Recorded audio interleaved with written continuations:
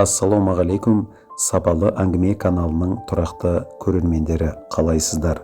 Сапалы әңгіме сапалы ойдан басталады. Бүгінгі тақырып Шах мейрамханасының иесі Аблай. Аблай есімі қарапайым, болмысы күрделі жігіт.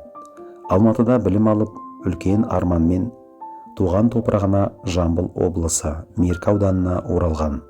Бүгінде аудан халқы оның есімін құрметпен атайды. Себебі ол тек кәсіпкер ғана емес, адал дос, ағайынға қамқор азамат.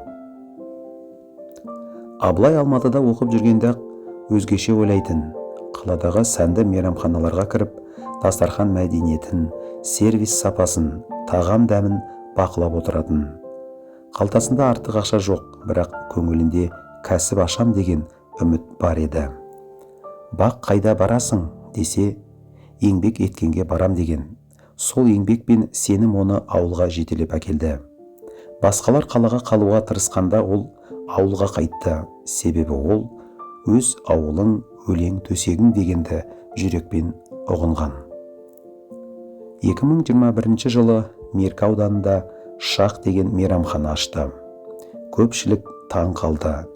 Аблай неге дәл осындай ат қойды деп. Сонда ол күліп, шах тек шахматтағы жүріс емес, бұл оймен, ақылмен, парасатпен жеңіске жет деген белгі.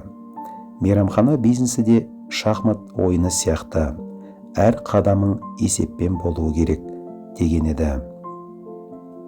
Ашылған сәттен бастап Шах көпшіліктің сүйікті орнына айналды. Себебі Аблайдың бір ұстамы бар. Адал ас жанның азығы. Ол тамақ сапасын ғана емес, қызмет мәдениетін де биік деңгейге көтерді. Келген әр адам өзін қадірлі қонақтай сезінді. Жұмыскерлеріне үнемі айтып отырады: біз тамақ емес, көңіл сыйлаймыз. Аблайдың жастық шағынан бергі досы Нұрбол. Ол қиын кезде бірге жүріп, кәсіп бастауға да қолдау білдірген жан. Екеуінің достығы туралы ел арасында аңыз көп. Бірде Нұрбол мейрамханада қолғабыс көрсетіп жүргенде бір қонақ таңданып, бұл кісі де жұмыскер ме деп сұрайды. Аблай жауап берді: жоқ, бұл менің бауырым, досым. Досы жақсыны елден таниды, жаманды жолдан таниды. Қазір Шах тек мейрамхана емес, ол той өтетін орын.